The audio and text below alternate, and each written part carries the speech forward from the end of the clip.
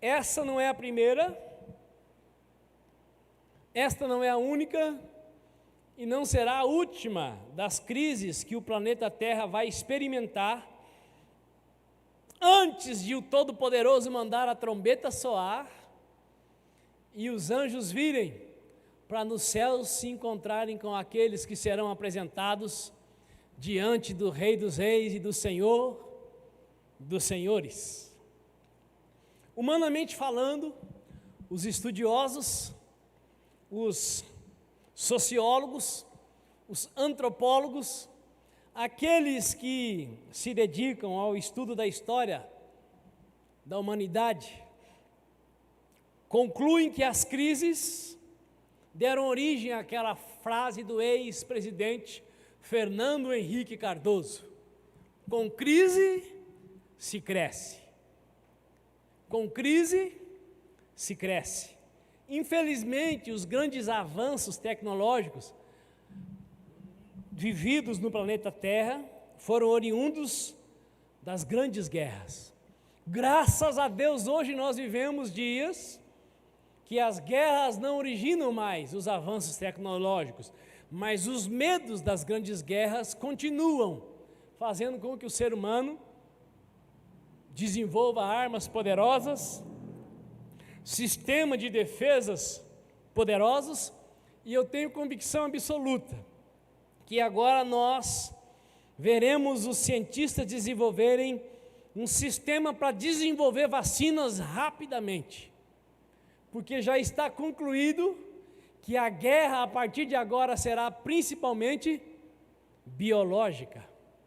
A guerra será principalmente viródica, a guerra será principalmente silenciosa, como essa que nós estamos vendo, e só quem não tem cérebro não consegue raciocinar e enxergar que há por trás desta praga que se espalhou rapidamente pelo mundo uma ideologia e um propósito sociopolítico.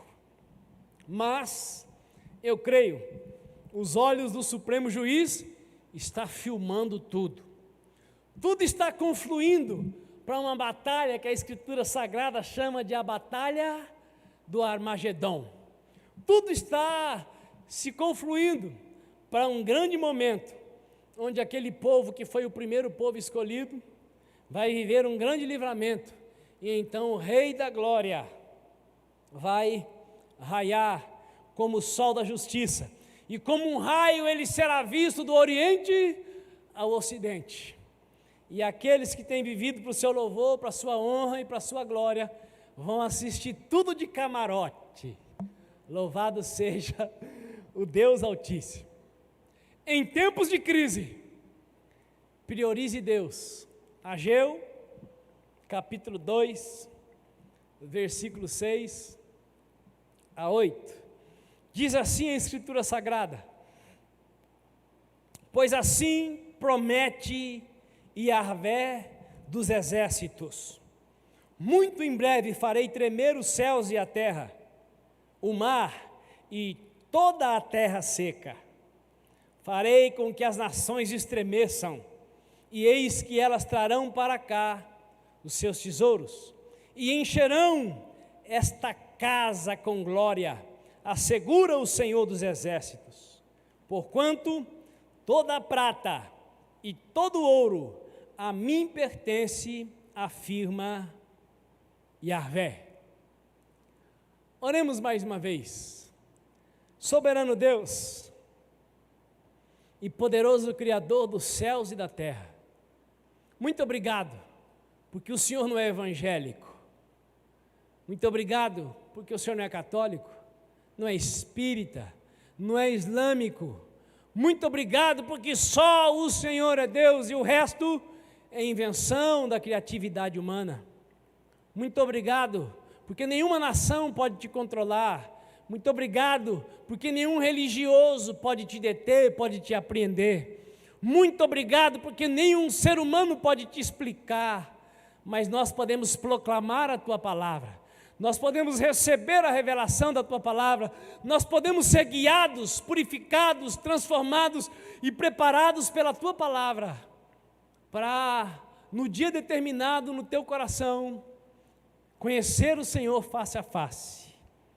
E eu suplico a Ti, Deus Altíssimo, traga para nós uma santa quietude nessa hora, de modo especial para aqueles que estão em casa, para que eles consigam, ó Pai, agora não ir para o banheiro, não ir pegar suco, não ir pegar água, não ir pegar chocolate, não ir pegar nada, mas ficarem com os sentidos totalmente voltados para a Tua palavra, Senhor.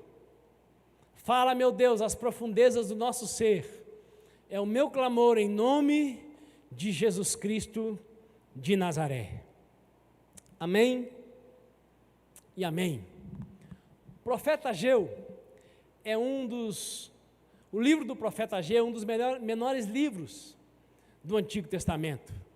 Ageu está localizado entre os profetas menores, e ele é contemporâneo de Esdras, de Malaquias. O profeta Ageu é também conhecido como o profeta templário. A profecia dele é para falar sobre reconstrução do templo. E os dias em que viveu o profeta Ageu eram dias muito parecidos com o nosso. Dias em que o Império Babilônico globalizou o mundo conhecido da época. Então, conforme andasse o Império Babilônico, andavam os povos da terra. Agora, naqueles dias já havia um povo exclusivo, que embora doutrinado, castigado, corrigido pelo Império Babilônico, era um povo que vivia nas mãos de Deus, debaixo das vistas do Altíssimo, assim como a igreja hoje vive debaixo das vistas do Altíssimo, nas mãos de Deus, porque Jesus disse que as portas do inferno não prevaleceriam contra a sua igreja. Nós somos o novo Israel de Deus, e se somos chamados de novo Israel é porque o velho Israel ainda existe. Nós não somos o outro Israel, nós somos o novo Israel. Deus ainda tem um compromisso com o velho Israel, mas o velho Israel nesse momento se encontra lá esperando aquele que nós sabemos que já veio e mora dentro de nós. Então a profecia desse homem, ela já era conhecidíssima, o conteúdo do livro de Ageu já era conhecidíssimo. Por isso eu quero começar dizendo que a leitura dos 2 versículos que fizemos é como chover no molhado. Quem já ouviu esse ditado? Chover no molhado. Falar o que já foi dito, fazer o que já foi feito, repetir o que alguém já falou, já fez. Porém, como eu já disse, os versículos que lemos, eles apontam para a soberania de Deus. Eles apontam para o fato de que o Deus Criador que escolheu Israel é o El Elyon, é o Deus Todo-Poderoso. E como eu já disse e vou repetir, o povo de Israel já sabia quem era Deus. Eles conheciam muito bem o Pentateuco, eles conheciam muito bem os 5 primeiros livros da Bíblia. E nesses 5 primeiros livros, tem pelo menos 2 versículos que deixam claríssimo quem é Deus. Gênesis capítulo 1, versículo 1 diz: Bereshit bara Elohim ha'aretz ha'shamayim. No princípio criou Deus os céus e a terra. Quem sabe que Deus criou os céus e a terra, tem ciência, tem consciência de que os céus e a terra pertencem a quem? Pertencem a Deus. O salmista, no Salmo de número 24, no versículo 1, diz isso de um modo um pouco mais explicativo.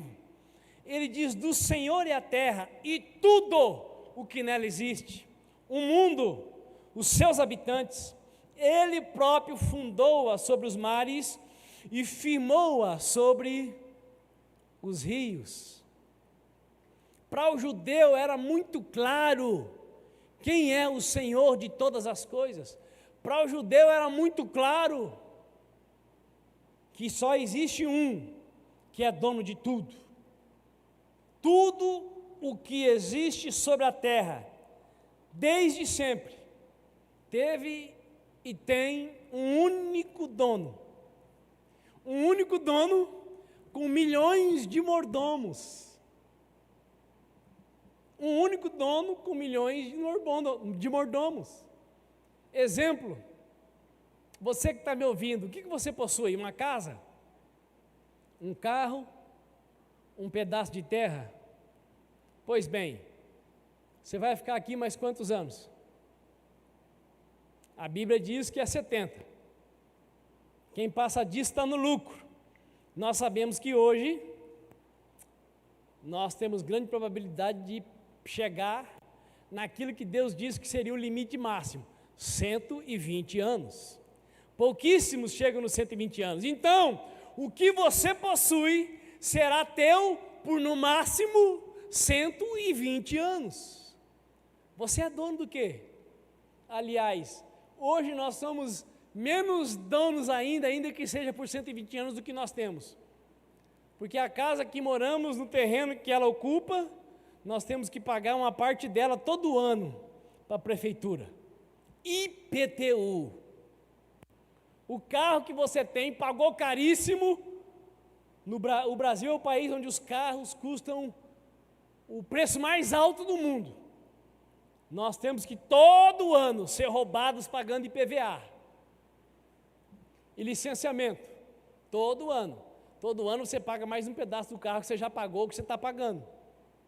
Somos donos do quê? Ah, mas quando eu morrer, o que é meu vai ficar para os meus filhos. Mas e aí, quando os pais morrem e em seguida morrem também os filhos? Fica para quem? Fica para outro. O que eu estou querendo dizer é que o dono de tudo é Deus. Nós, os bilhões de habitantes, somos mordomos de alguma coisa. Alguns são mordomos apenas da roupa que vestem. Essa é a realidade.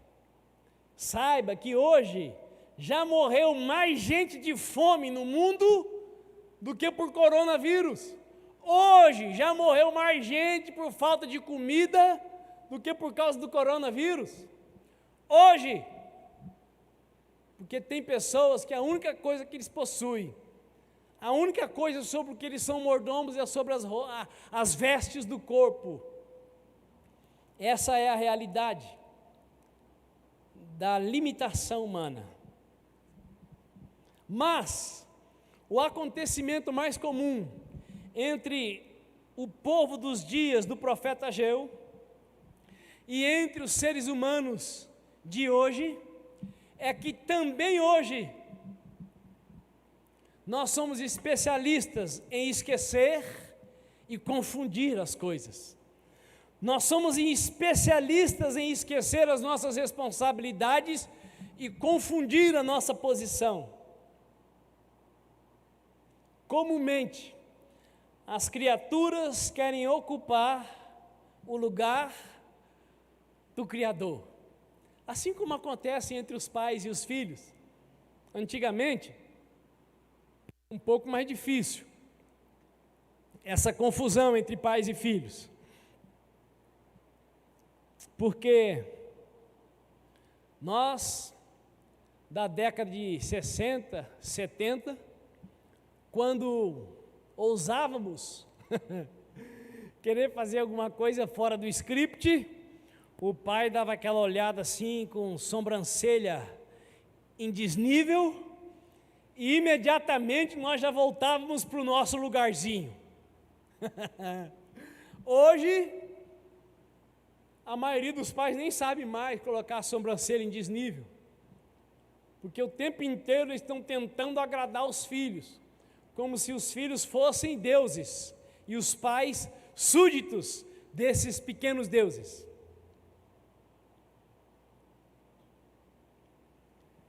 Então, por isso, é muito fácil confundir o lugar da criatura e do Criador, porque poucos filhos conseguem discernir quem é o pai e quem é o filho, quem manda e quem deve obedecer. Já contei aqui muitas vezes, mas vou contar mais uma vez. Quando aquele rapazinho que está sentado ali trabalhando hoje, foi contratado essa semana, vai trabalhar para mim agora.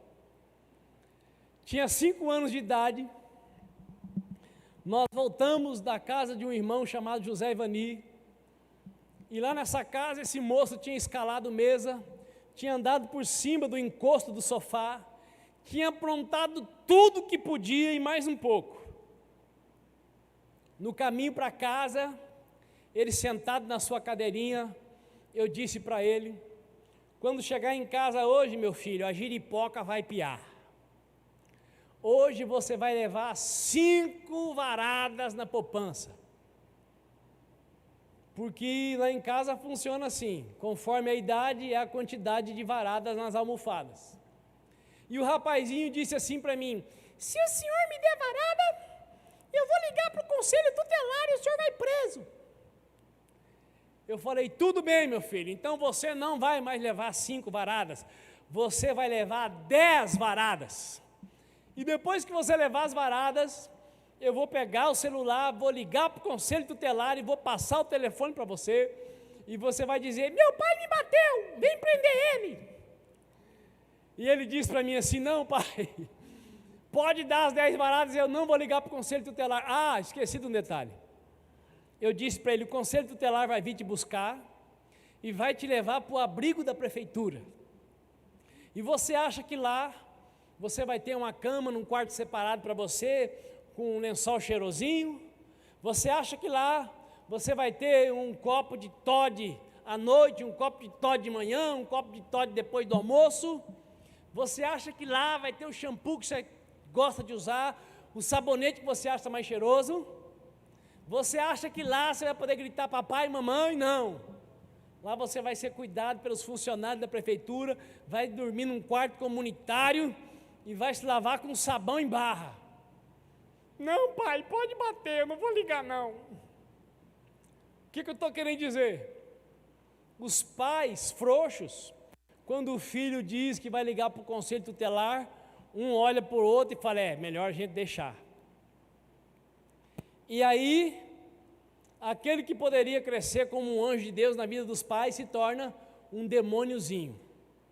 Ele passa a ter domínio sobre quem Deus levantou para ser autoridade sobre a vida dele. E nós, os que cremos, muitas vezes nos comportamos como demônios. Ai, apóstolo, o que é isso? Está me chamando de demônio? Os demônios eram anjos. E eles se tornaram demônios porque se rebelaram contra Deus. Tornaram-se veementemente desobedientes. E nós, seres humanos, somos especialistas em esquecer os princípios de Deus e confundir a nossa posição diante dele.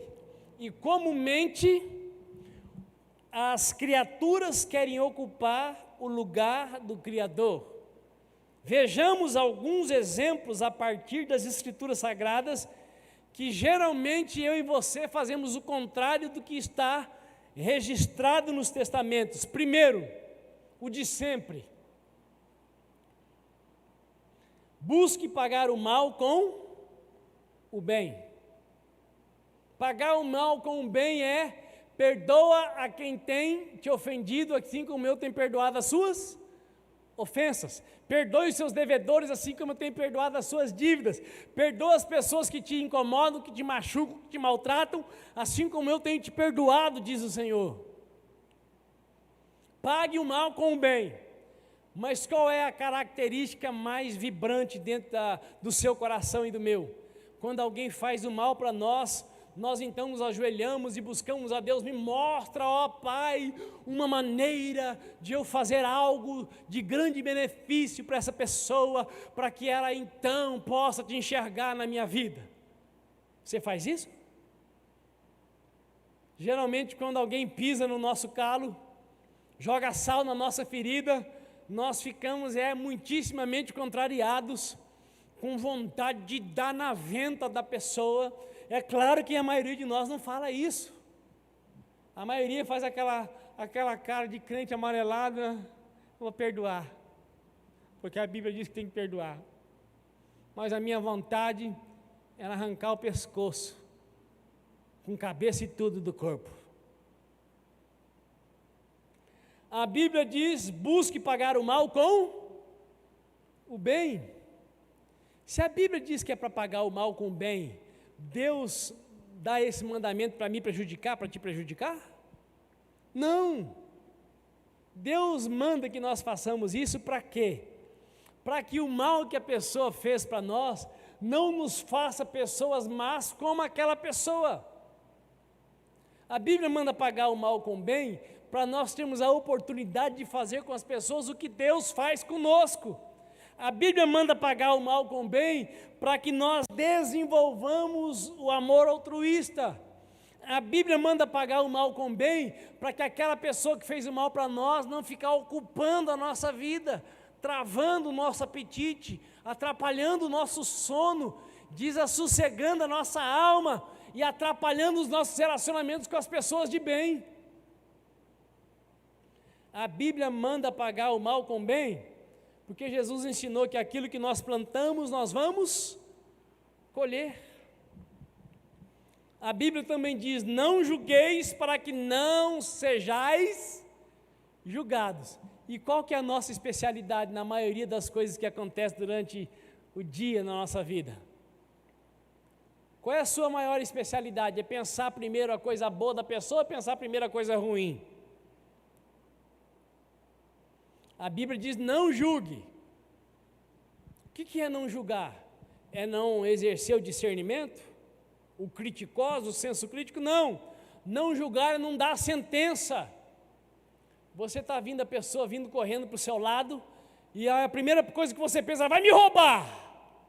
Já está sentenciando, chamando a pessoa de ladra, de ladrona.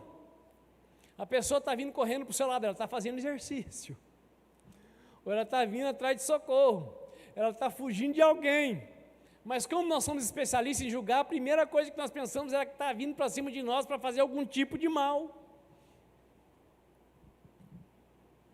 Quando você se encontra com alguém, um irmão, seja um irmão biológico ou seja um irmão de fé, aquele que você não se dá muito bem com ele, você não fala para ninguém, muito menos para ele, mas lá no seu coração você sabe que ele não desce assim tão fácil, e você o encontra com aquela cara de maracujá murcho.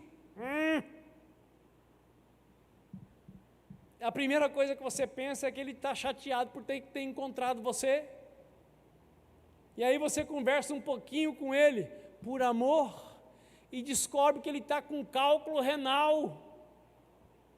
E aquela cara de maracujá é porque ele está sentindo uma das piores dores que o ser humano pode sentir. E eu já tive o desprivilégio de usufruir desse mal. Uma pedrinha de 3 milímetros me fez enxergar os céus e a terra em 3D. E a única posição que eu conseguia ficar razoavelmente menos desconfortável para ir para o médico era com a cara enfiada lá na parte onde os pés ficam no carro e a poupança junto com os pés lá no banco. Eu acho que desceu sobre mim a unção de avestruz. E o sangue então canalizava lá na cabeça e assim parece que diminuía um pouco da dor. Mas nós somos assim, especialistas em julgar. E a Bíblia diz: não julgueis para que não sejais julgados. A Bíblia também diz: busque, pois, em primeiro lugar o reino de Deus e a sua justiça, e as demais coisas serão acrescentadas. E a maioria de nós, ou quem sabe todos nós, volta e meia, estamos primeiro buscando em primeiro lugar todas as coisas, e se der tempo vamos buscar o reino de Deus. Nós somos especialistas em esquecer ou em confundir o lugar das coisas. Por isso, o profeta, cujo nome significa festivo, precisou lembrar o povo que acima da crise está Deus. Acima da crise está Deus. E quem está com Deus está com tudo. Deus acima de tudo. E o Brasil acima de todos os interesses levianos, corruptos, materialistas. O profeta precisa lembrar o povo que acima da crise está Deus. E quem está com Deus, ainda que esteja no meio da crise, está com tudo. Mas, apóstolo Lucas, por que o profeta precisou lembrar o povo de algo tão óbvio? Se o povo já sabia que Deus era o Criador, se o povo já sabia que Deus era o dominador, se o povo já sabia que ao Senhor pertence a terra, o mundo, os que nela habitam e tudo que nela se contém, por que o profeta precisava lembrar o povo? Pelo mesmo motivo que você precisa ser sempre lembrado da vontade de Deus. Nós somos especialistas em nos distrair, nós somos especialistas em deixar em segundo lugar aquilo que nós devemos priorizar. E esse povo para quem o profeta estava falando primeiramente, no final do cativeiro que durou 70 anos, conforme Deus havia predito, Deus então levou de volta para Jerusalém os que queriam ir, porque os que estavam muito bem, os que estavam prósperos, ficaram lá. Porque você se lembra que lá em Jeremias capítulo 29, o povo recebe uma carta, onde Deus fala que é para eles orarem pelas autoridades daquela nação, que era para o povo construir casa, plantar roça. Quem se lembra? O povo obedeceu, e o povo que obedeceu e prosperou, não quis voltar para Jerusalém, com poucas exceções. Quem voltou para Jerusalém foi principalmente os sacerdotes, porque os sacerdotes não tinham direito de construir, de plantar. Foram eles que voltaram para Jerusalém, e eles voltaram para Jerusalém com o propósito de reconstruírem o templo. Porém, voltando para Jerusalém, o que eles se aplicaram a fazer lá? Implantar cada um a sua roça, em construir cada um a sua casa, cada um priorizando, antes e acima de tudo, as suas necessidades. Então o povo foi se fundamentando em suas desculpas e distraído com as suas ocupações do dia a dia. Como eu já disse e vou repetir, eles priorizavam então fazer a sua própria vontade, iam deixando a obra de reconstrução do templo de lado. E aí eu pergunto, eles estavam errados em construir casas? Não. Eles estavam errados em se aplicar também nos seus planos e projetos? Não. O problema é que eles simplesmente ignoraram a função principal para a qual Deus os levou de volta. Eu e você temos uma missão principal sobre a face da terra. Nós não estamos aqui apenas para sermos vencedores em todas as coisas. Nós não estamos aqui apenas para deixar uma grande herança para os nossos filhos. Nós não estamos aqui apenas para deixar um grande legado e muitos livros escritos. Nós estamos aqui, acima de tudo, para que o reino de Deus seja instaurado na vida de dezenas, centenas e milhares de pessoas. Nós estamos aqui para manifestar a glória de Deus através das nossas vidas, para que as pessoas o conheçam como nós o estamos conhecendo. Caminhando para o final, Ageu capítulo 1, versículo 2 diz assim: assim diz Yahvé, o Senhor dos exércitos, esse povo murmura, não chegou ainda o momento certo, o tempo para se reconstruir a casa de Yahvé.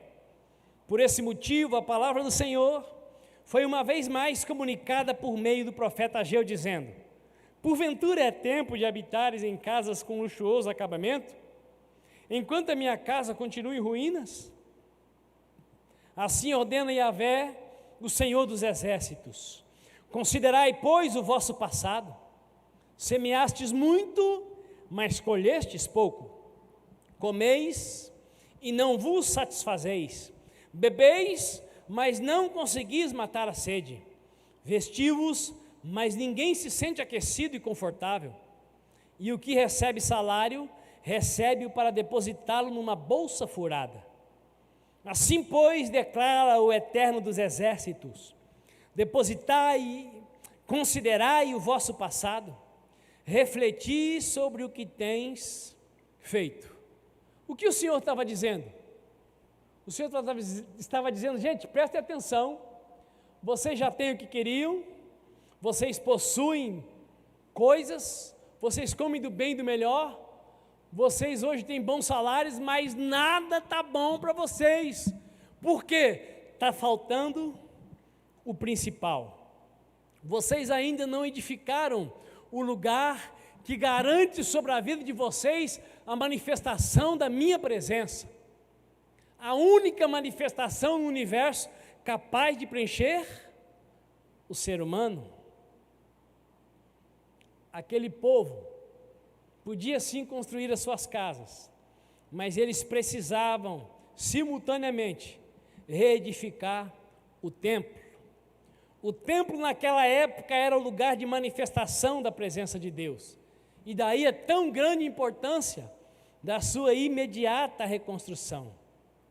E eu e você sabemos que aquele templo construído por Salomão, destruído, reconstruído, destruído, reconstruído e finalmente destruído em 3 dias, como disse Jesus, foi reconstruído.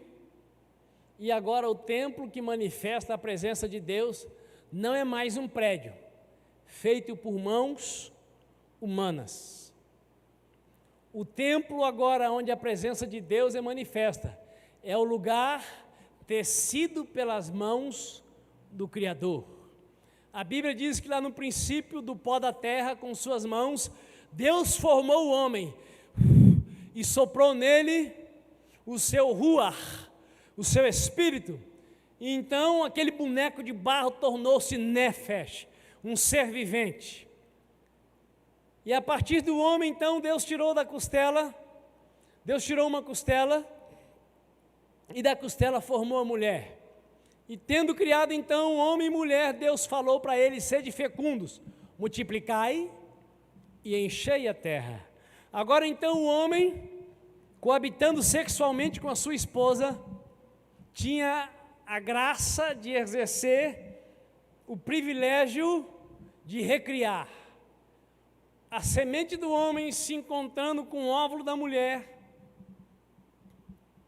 tornava-se então em um embrião. E a partir desse embrião, como diz o salmista, o Todo-Poderoso continua com as suas mãos, tecendo no ventre de cada mulher mais um ser humano, mais um ser humano e mais um ser humano. As criaturas agora podem usufruir do maior atributo do Criador, gerar outras vidas. E a partir desse momento, então, o lugar que seria o templo da manifestação de Deus, esse corpo tecido pelas mãos divinas. Por isso que está escrito que Deus não habita mais em templos feitos por mãos humanas, porque o ser humano não é produzido apenas pela semente do homem e pelo óvulo da mulher, ele é tecido no ventre de cada mãe pelas mãos de Deus. Agora ele é tecido com um material oferecido pelo homem, oferecido pela mulher, e por isso vem gente aí não perfeito como Deus gostaria que fosse. Para aqueles que estão pensando, e os que vêm com defeito, é Deus que fez? Não, Deus usa o material oferecido pelo homem e pela mulher, pelo estado biológico do homem e da mulher. Mas continuando aqui, pela obra de Cristo na cruz do Calvário, o lugar da presença de Deus hoje é em todo lugar onde há um verdadeiro adorador, onde há um homem e uma mulher posicionado como verdadeiro adorador do Deus Criador dos céus e da terra. Ali é manifesta a presença de Deus.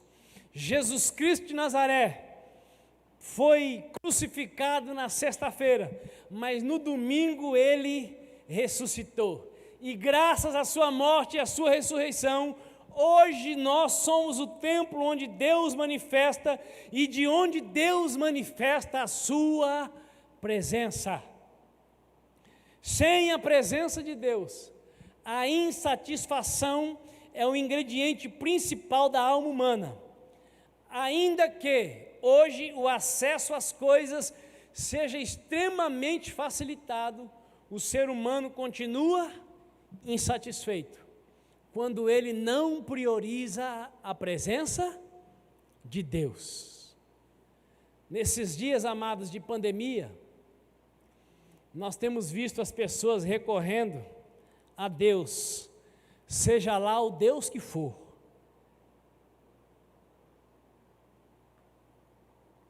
Muitos estão recorrendo ao Deus proclamado, ao Deus anunciado pelos cristãos. Muitos estão recorrendo ao primeiro filho da Maria de Nazaré. Muitos estão clamando por um Deus que eles não conhecem. Muitos estão clamando por uma força extraterrestre, uma força além da terra.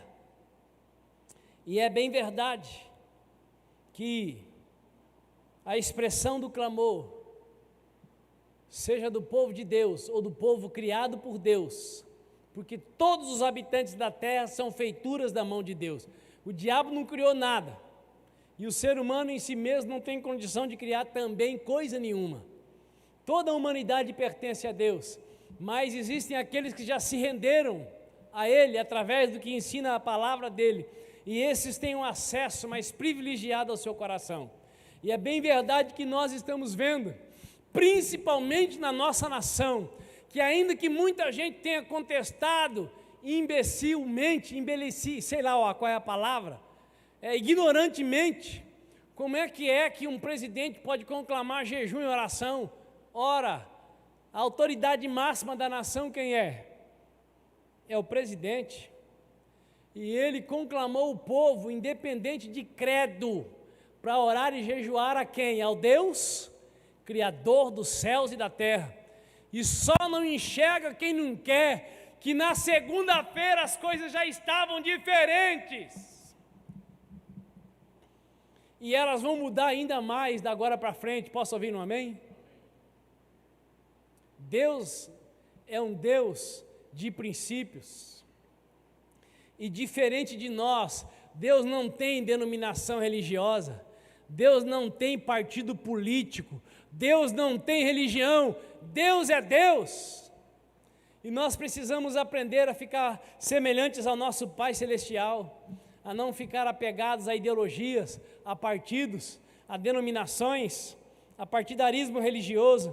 Nós precisamos aprender a exalar e manifestar a glória de Deus, claro, dentro dos seus princípios, dentro da sua palavra, porque a palavra de Deus não é palavra de católico, não é palavra de evangélico, ela é palavra de Deus. Agora tem aqueles que usam e se deixam guiar pela palavra, e tem aqueles que se usam e se deixam guiar por livros, por filosofias, por ideologias. Quiçá, tomara, oxalá, todos os que se dizem evangélicos se deixassem guiar pela palavra de Deus. Mas continuando aqui,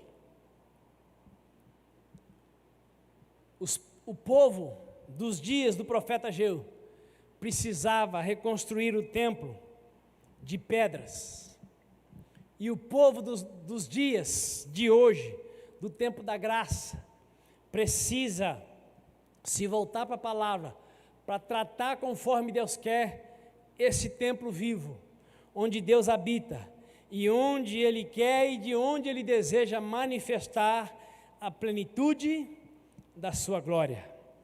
Por isso, quando Deus deixa claro que a prioridade para o seu povo deveria ser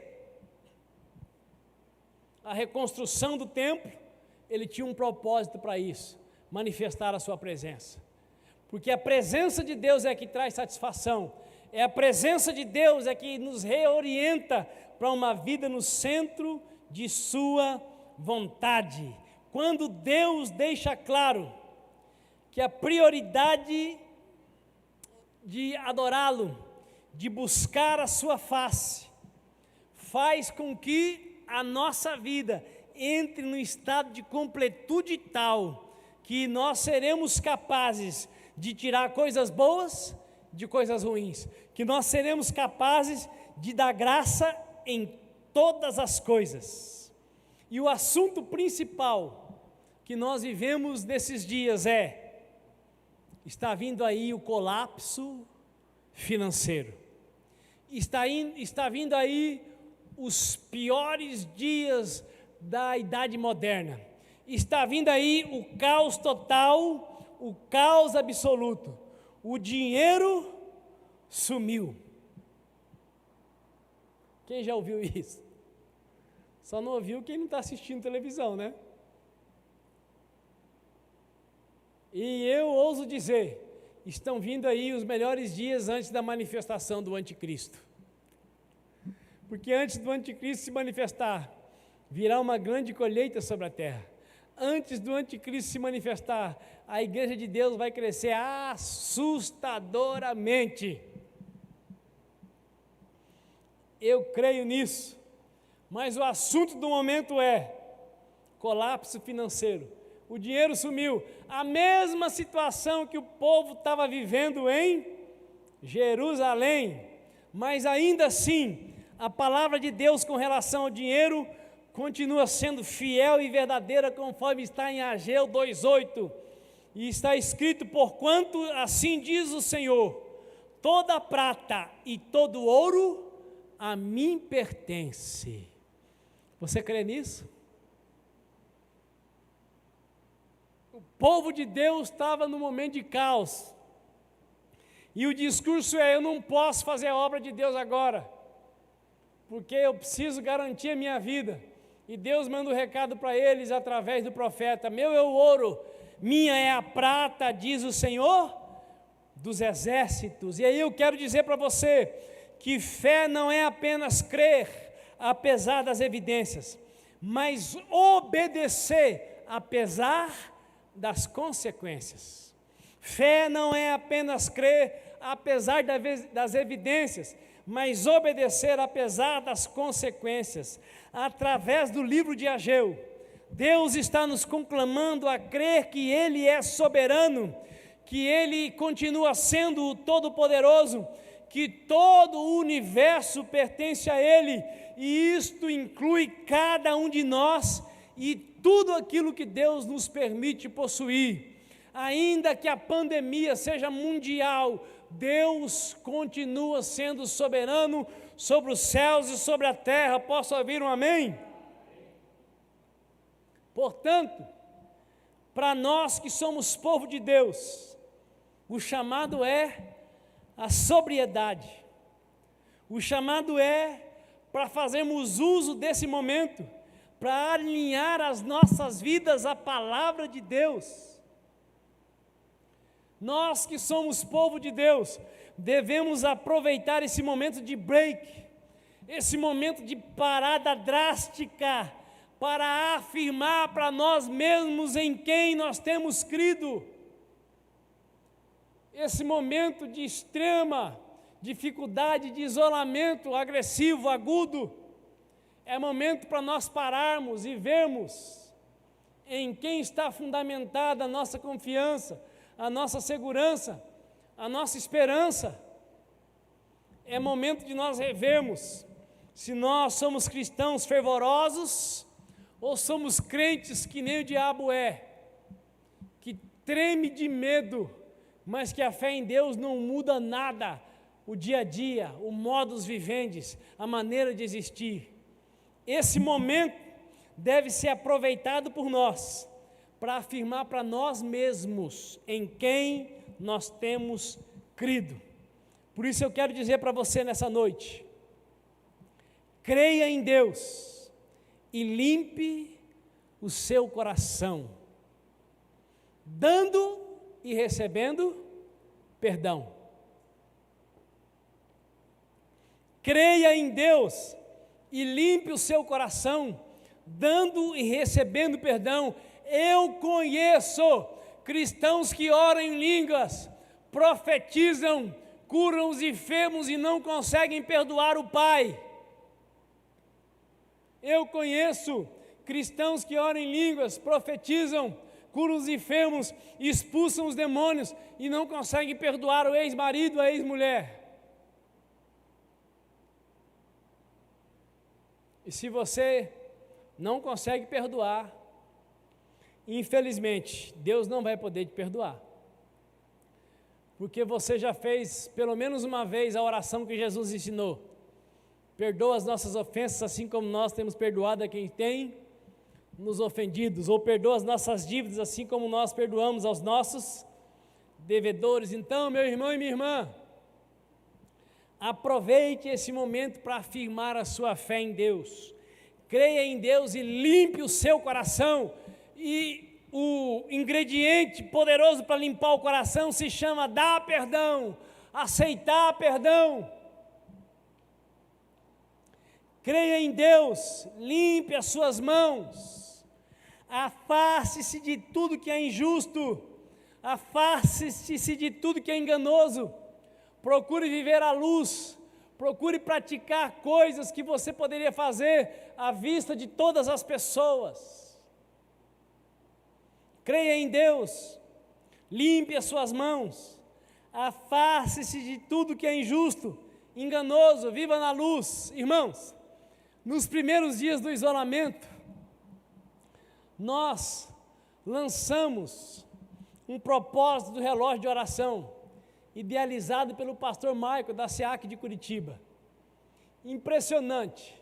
Nos primeiros dias estava todo mundo com medo lascado do vírus, e alguns preocupados se não era um sinal do fim, se Jesus já não ia voltar. E a participação no relógio estava em massa. Mas os dias vão passando, a maioria continua em casa, e boa parte já não mais participa do relógio, porque o medão do vírus já passou. O medo do vírus não foi capaz de ajudar essas pessoas a tomarem o bom hábito de falar com Deus 3 vezes por dia. Você está me entendendo? Aproveite esse momento da pandemia para verificar se a sua fé não é uma fé farisaica. Fé farisaica é aquela para os outros verem, não para eu conviver numa intimidade profunda com o Deus que me criou. Creia em Deus, ainda que o tempo seja de crise, priorize a obra de Deus, continue sendo fiel em tempos de dificuldade. Creia em Deus, priorize a sua obra e em tempos de dificuldade continue devolvendo a 10ª parte, continue devolvendo o dízimo de Deus. Continue crendo. Creia em Deus e além de devolver o que pertence a Deus através dos dízimos, continue sendo um plantador de boas sementes, ofertando o seu melhor na liberalidade das ofertas. Creia em Deus e ocupe o seu tempo mais com Ele. Se liberte de ver live de manhã, live de tarde, live de noite, live de madrugada. Tem gente que poderia ler a Bíblia inteira nesse tempo da pandemia, mas não vai ler um livro, porque vai ficar só comendo vômito. Sabe o que é comer vômito? É comer aquilo que alguém comeu e vomitou para você. Você não precisa ouvir todos os pregadores. Ouça o seu pastor, a sua pastora, e mais um ou dois, não precisa ouvir todos. Coma você mesmo direto da fonte, abra a palavra na sua casa e se alimente. Faça um desafio de nos próximos dias ler pelo menos uns 10 capítulos por dia. Afinal de contas, você está em isolamento na sua casa. Não seja possuído pelas lives, em nome de Jesus Cristo de Nazaré. Disseram para eu fazer live também. E eu disse, gente, já tem live suficiente. Quando passar esse tempo, quem sabe, vamos aprender essa tal de live. E aí vamos usar o Instagram. Aliás, eu agora tenho Instagram. Pastor Samuel, lá de Rio do Sul, me convidou para participar de uma live. Foi muito interessante. E eu agora tenho Instagram. Já tenho 300 e poucos seguidores. E descobri que esse tal de Instagram pode ser um instrumento do cão. Porque você entra lá E em cada pessoa que aparece que está te seguindo, se você clicar em cima, aparece um mundaréu de fotos. Gente do céu! E tem foto de todo jeito. E esses dias eu descobri também que o Instagram funciona por assuntos. Se bobear, vai ser mais um instrumento para roubar o tempo. Mas pode ser também um instrumento poderoso na comunicação. Então não quero dizer que o Instagram é coisa do cão. Mas pode ser, meu irmão, se você não tiver domínio sobre o seu aparelho eletrônico. Mas voltando aqui. Creia em Deus. E assim a palavra, a promessa de Deus para os seus fiéis, no livro do profeta Ageu, será a realidade também na sua vida. Ageu capítulo 2, versículo 4 diz assim: todavia, diz Yahvé, coragem, Zorobabel, coragem, William, coragem, Rafael, coragem, João Lucas, Ismar, Marilene, Levi, Isabela, coragem, pastor Altair, coragem, ó grande sacerdote Josué, filho de Jeozadaque, esforçai-vos todo o povo da terra, exorta o Senhor, e trabalhai com dedicação, porquanto eis que eu estou convosco. Gente, com todo cuidado e com coragem, debaixo da proteção de Deus, vamos trabalhar. Em nome de Jesus Cristo de Nazaré, o Senhor está conosco, diz Ele aqui na sua palavra. Esta, pois, é a aliança que estabeleci convosco quando deixaste o Egito. O meu Espírito está presente entre todos vós. Não temais. Fazer uma pausa aqui para não dar direito para ninguém ficar me dando borrachada depois. Eu estou dizendo para trabalhar porque você quer arroz e feijão na sua casa, não quer? Sim. Você quer iogurte na sua casa, não quer? Sim. Quer fruta na sua casa, não quer? Sim. Então, se esses profissionais que cuidam disso pararem de trabalhar, você vai ter isso na sua casa? Agora, existem pessoas que precisam de outras coisas além dessas. Então, nós precisamos trabalhar para a máquina girar e as nossas necessidades serem supridas. Agora, você que não precisa sair para trabalhar, fique em casa. Agora, você que fica em casa, gaste mais tempo clamando a Deus por aqueles que estão trabalhando. Fique menos tempo xeretando na vida dos outros, através das mídias sociais. Gaste mais tempo com Deus. Quem sabe esse seja o tempo da sua transformação de um crente egoísta num crente fervoroso, num crente preocupado só com o umbigo, de um crente ocupado com aquilo que está acontecendo no planeta. A sua oração pode favorecer a vida do pagão também. Gaste mais tempo com Deus para dar tempo de você orar por aqueles que não conhecem a Deus. Porque o tempo que a maioria dos crentes está orando é o tempo que dá só para pedir para si, para os parentes e talvez para os irmãos de congregação. Precisamos estar diante de Deus um pouco mais para clamar também por aqueles que não conhecem a Deus, por aqueles que são contra Deus, por aqueles que são ateus. Porque através da sua e da minha oração, eles vão se tornar crentes em Deus, em nome de Jesus de Nazaré. Continuando aqui na promessa de Deus para a sua e para a minha vida. Agora, pois, prestai toda a atenção e considerai tudo o que vem acontecendo desde aquele dia, antes de haveres iniciado a reconstrução do templo. Ora, o que ocorria? Se alguém ia até um depósito procurando 20 medidas, ou seja, 200 quilos de trigo, só conseguia comprar 100 quilos. Quando vinha ao tanque de espremer uvas para adquirir 50 medidas, ou 100 litros, só podia levar 40 litros. Vede, eu mesmo destruí todo o trabalho das vossas mãos mediante o mofo, a ferrugem e o granizo. Contudo, mesmo assim, ninguém de vós se arrependeu e voltou para mim. admoesta Yahvé. No entanto, considerai, eu vos peço, de hoje em diante, do 24º dia do 9º mês, reparem no dia em que os fundamentos da casa de Yahvé foram lançados. Reconsiderai. Ainda há alguma semente no celeiro? De fato, até hoje a videira, a figueira, a romeira e a oliveira não têm dado fruto.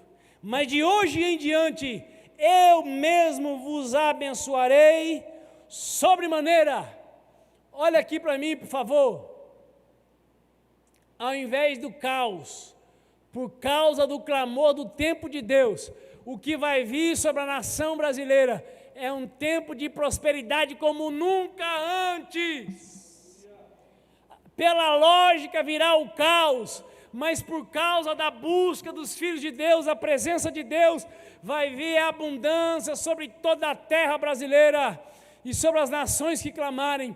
E eu creio que do Brasil será exportado comida para toda a terra, porque o Brasil vai viver um tempo diferente, porque o povo de Deus está deixando de orar só pelo umbigo e está clamando para fora de si, e será assim em nome de Jesus Cristo de Nazaré. Então esse é o melhor tempo de reflexão para as nossas vidas. Esse é o melhor momento para nos tornarmos plenamente fiéis a Deus. Essa é a hora do verdadeiro arrependimento. Esse é o momento de estabelecermos mudanças profundas nas nossas vidas. Tempo de crise. Tempo de priorizar a Deus de toda a força, de todo entendimento e de todo o coração. Tempo de crise, oportunidade de guiar, de direcionar a vida para o centro da vontade do Deus Todo-Poderoso, aquele que criou os céus e a terra, aquele que é, que era e que sempre será o Senhor do universo. Convido você para ficar de pé, para orarmos, concluindo essa mensagem e finalizando o nosso culto. Poderoso Deus, maravilhoso Pai, a tua especialidade é contrariar a lógica.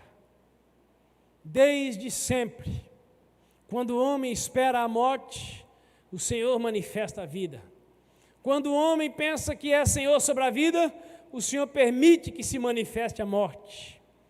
Enquanto a humanidade espera a escassez, em resposta ao clamor do teu povo, virá a abundância, virá o crescimento, virá a prosperidade, virá a condição para o envio de milhares de missionários para todos os países do planeta Terra. E nós veremos uma conversão de milhares, de milhões de milhões, para então se manifestar o anticristo, a trombeta soar e a igreja ser levada em bilhões e bilhões para um encontro com Cristo nos ares. Poderoso Deus, em nome de Jesus Cristo de Nazaré, nesse tempo atípico das nossas vidas, de isolamento, de pandemia e de anúncio histérico, ó Deus, de dificuldade, dá que nós, como povo do Senhor, nos aquietemos debaixo do Teu poder, da Tua graça e da Tua glória. Dá que nós, como povo do Senhor, recebamos o poder do Espírito Santo para buscarmos insistentemente a Tua face, não apenas por nós e pela igreja, mas por todos os habitantes da nossa cidade, do nosso estado, da nossa nação, do nosso planeta. Que seja chegado na tua igreja, Pai, o tempo de priorizar aquilo que está no teu coração. E a tua palavra diz que o Senhor amou o mundo de tal maneira que deu Jesus para morrer por todos aqueles que quiserem se colocar debaixo do seu sacrifício. A tua palavra diz que a tua vontade é que toda a humanidade te conheça, que todo ser humano se relacione contigo, ó Deus, Criador dos céus e da terra. Pai querido, começa por nós que nos arrogamos conhecedores do Senhor, por nós que nos arrogamos nascidos de novo. Comece por nós, ó Pai, esse avivamento, comece por nós esse despertamento, comece por nós essa libertação do egoísmo e nos ajude a ocuparmos um período significativo das 24 horas do dia nesse tempo de isolamento, para clamarmos diante do Senhor principalmente por aqueles que não te conhecem. É o meu clamor junto com a tua igreja, em nome de Jesus Cristo de Nazaré, a fim de que a crise seja usada para nos aperfeiçoar, a fim de que a crise seja usada para nos levar a uma intimidade mais profunda contigo, a fim de que a crise, ó Deus, seja para nós uma oportunidade de mover a tua mão sobre as nações que estão em desespero, em nome de Jesus Cristo de Nazaré. Amém e amém.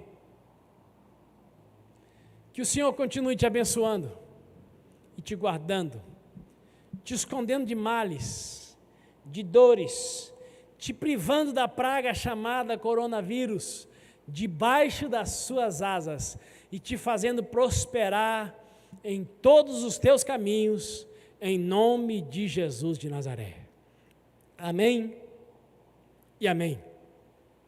Você que está em casa e pode, usufrua, dê um abraço aí no seu ente querido, no seu familiar.